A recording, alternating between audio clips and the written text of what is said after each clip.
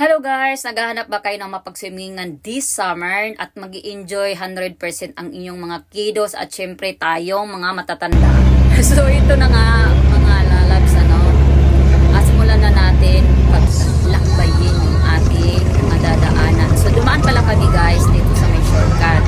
Although kapag galing kayo sa Fairview, meron din po doon syempre from Fairview dire-diretso lang yan kay Rinong Highway and then malayo doon.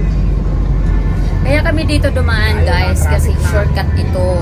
So kaya tulad ng sabi ko sa iyo, kapag galing kayo ng Fairview, doon lang kayo magbabaybay sa Rinong Highway and then kung mahirapan naman kayo magtanong. So mas maigi kapag gumamit kayo ng Google Map kasi talagang ituturuan kayo ng Google Map. So, ito yung dinaanan namin is shortcut po ito mga langga. So, ayan na, nasa bungad na tayo sa river.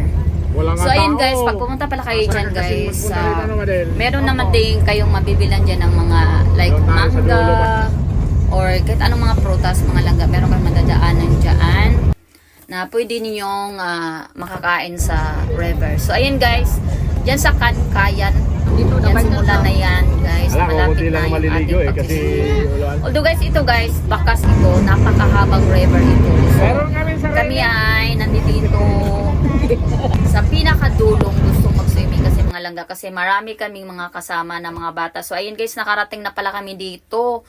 Dito kasi guys, mga banda dito is napakababaw. So hindi nakakatakot para sa mga bata kasi mababaw lang siya. Nakita nyo kanina guys, mayroong Kankayan. So pwede naman kayo doon banda mag-swimming. Kaso nga lang malalim doon. So parang nakakatakot para sa mga bata. So ayan guys, ang lula nyo pala guys ay sumakay ng kabayo at nagbayad kami dyan ng 20 pesos para naman kumita yung binatilyo dyan. Thank you so much for watching.